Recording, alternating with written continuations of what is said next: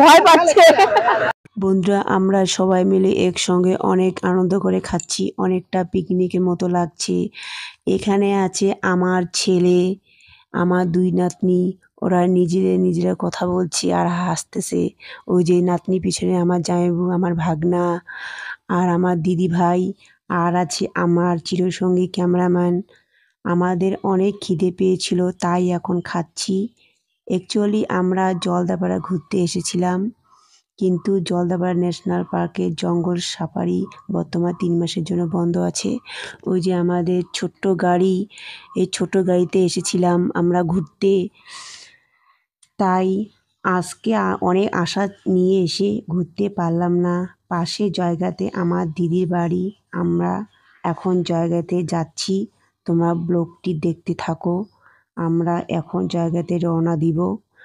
বন্ধুরা জায়গায় যাওয়ার পথে কিছু নতুন অতিথিদের সঙ্গে দেখা হয়ে গেল, তাই তোমাদের সঙ্গে পরিচয় করিয়ে দিচ্ছি। দেখো কি সুন্দর আমাদের দেখে ওরা সামনে চলে আসছে। ওরা পাশে এসে এরকম করছে মনে হয় আমাদের কাছে কিছু চাচ্ছে, কিন্তু আমাদের কাছে ওদের দেওয়ার মতো সামান্য কিছু রুটি ছিল, সেটাই দিয়ে দিলাম। আর ওরা রুটি পেয়ে খুব খুশি হয়েছিল। আর ওরা আমাদের দেখে ভয় পাচ্ছিল, আমরাও কিন্তু ওদের দেখে ভয় পাচ্ছিলাম। আর দেখো রুটি নিয়ে পালাচ্ছিল। এই যে দেখো, আর গাছেও অনেক অতিথি ঝুলে আছে। আর দেখো বাচ্চাও আছে এখানে। এই যে দেখো রুটি পেয়ে খুব খুশি হয়েছিল যে গাছে উঠছে আমাদের দেখে, আর ভয় পাচ্ছিল খুব। আর আমার এই জায়গাটা খুব খুব ভালো লাগছিল ওদের দৃশ্য দেখে।